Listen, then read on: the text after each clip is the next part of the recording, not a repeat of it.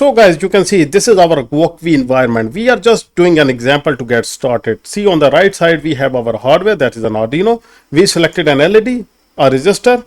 LED is connected to pin number 7 using the resistor. It's a safety resistor. On the left side we wrote a simple code.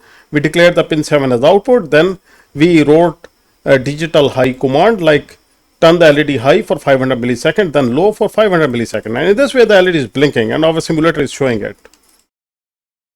Hello guys, welcome to learning microcontrollers. In this lecture we will be getting started with Wokwi. This WOKWI Wokwi is a free Arduino ESP32, STM32 and Raspberry Pi Pico online simulator. I was just randomly going through the internet exploring stuff. I found this free simulator and found it to be very good as compared to many others. And it's online and it's free. So let's get started. So first of all, you go to your browser and write down Wokwi Arduino Simulator. That's how I found it. And then this is the link Wokwi written over here. You click on it. This window pops up. Now here you can see how much beautiful it is. First of all, you will go to the right side. Here you will have the tab to sign up. One click sign up. Just click on sign up. If you are already using any Google account, click on sign up with Google account. That's all, nothing else. No money needed, no info asked, no name, no company, nothing. It will automatically do that. So that's a simple thing, because it's a free tool. If you even do not sign up, doesn't matter, because once you save the project, it goes in public domain. If you want to save something privately, then you must sign up. So you will have some space to save your work. Now see over there. First of all, you will see that in front it have a Discord community. Let me use magnifier so you guys can see better. Okay, we can just zoom it here. Now see, we have Arduino Uno Mega Nano here, ESP32s, STM32 and Raspberry Pi Pico. They all are available here. Now if I click on Arduino Uno, first of all, it will show me other community projects. There are a lot of libraries people have made here which you can use as you like. Now see, there is a Simon Says game. It is giving an options like you can first go to them to learn how it works. Then go down. If you want to start from scratch, it will ask you which microcontroller you want to start with. Arduino Uno, Mega, Nano, Tiny, or this Franzinino. I never use this. So I will click on Arduino Uno. Now see, on the left side, you have your coding window, and on the right side, you have your Arduino hardware.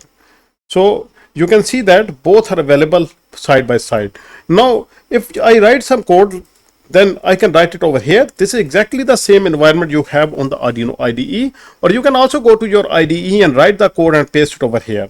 Then there you go, you have libraries.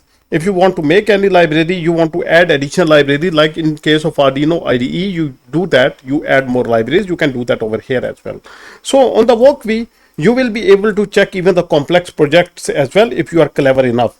Like you can use LEDs to show you output and buttons as input, and then you can test even the biggest codes as well. Now if I go down, you will see the components available. LED, push button 6mm resistor, then RGB LED, OLED, LCDs, then you have these TFT screens, touch screens, dot matrix, pixels, Neo 7-segment displays, multi-digit 7-segment displays also available, 4-digit, Nokia screen, slide potentiometer, you have analog joystick, you also have shift registers, DIP switch, IR receivers, HX711, these are required to measure the load cells data, keypads, potentiometer, slide potentiometer, 16-channel analog multiplexer. Okay, this one was not the potentiometer, this is a slide switch, like it have 3 points. This one is the potentiometer, sorry for that. Then you have the ultrasonic sensor. In the sensors, MK2 sensor, DHT2, and this one is a temperature sensor, PIR motion sensor, analog temperature sensor, a lot of sensors. Then you have output devices like buzzer, servo amplifier, biaxial stepper motor, etc. Now the breadboards, you can also use the breadboards as well to connect things. Now in the MISC, you have some access points, and then you have these symbols. Now for the logic, like you want to design a digital logic, you have all of these symbols. So it have a very rich library, to be very honest, and these things works real well. So we just make a small project, we just make an LED blink, we just make an LED to blink using this. we will also write the corresponding code. This is our LED. Remember that the pin which is curved is the power pin, and the one which is not curved is the ground pin, because curve means this is the longer pin. Longer pin is always the power of an LED, shorter mean is the ground. So if you make it straight, it will go longer. So this means this is the longer pin. So this is the power. Now what we do is that we also add a safety resistor. Although on simulations you do not need a safety resistor, but I always add it because I'm in habit of it. So there you go, the safety resistor. So here we connect the one pin of the LED with the safety resistor like this. From the other pin of the resistor, you can use any digital input output pin. We use pin number 7. And from the other pin, that is the ground pin, just connect it to any ground of the Arduino. Now see over here how much easy it is to work with. You can just think it's like a real Arduino. No ground, nothing. Like you do not need, normally in the simulation you need a ground symbol. No symbols, nothing. Exactly like it is on the hardware. So that is the beauty of this tool. And now on the left side, the great thing is you have the coding window. No need to generate a hex file. No need to anything to feed into the simulator. Just write the code directly.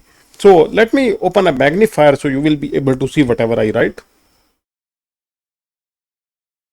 Okay, this is an example project we are doing. Okay, I write here pin mode. First of all, we define the direction of the pin. The pin we selected is pin number 7. Pin number 7 as output, because LED is an output component like this. And there will be a comma, not full stop like this. Pin defined. Now we remove this comment because it's a forever loop. We know that. Also remove this comment. It's a one-time loop. We know that. Now I write here digital write this command, and which pin? Pin number 7. I want to turn it on. High. High means the pin will be turned on. LED will be turned on. Then we give some delay because we want the LED to blink. We want the LED to stay on for 500 milliseconds. After that, we copy paste both the commands. Now for the low cycle, we make the LED go low, and then it will stay low for 500 milliseconds. After that, it's a forever loop. It will keep on repeating forever, like LED on for 500 milliseconds, then off, then on, then off. So it will keep on blinking. So this is our code. Now to run it, it's a beauty over here on the Wokwi. You do not need any Arduino IDE generated hex file or thing. You just write the code here, click on this run button. The simulation will start running. See, it started. Now see, the LED is blinking. So this is how much simple it is to use. So you have just got started. Now you can make different projects, new projects, and we will also use this to teach you other things in the future as well. So guys, I hope you guys learned something from this lecture. If you have any questions, please do ask. We'll see you in the next lecture. Goodbye until then.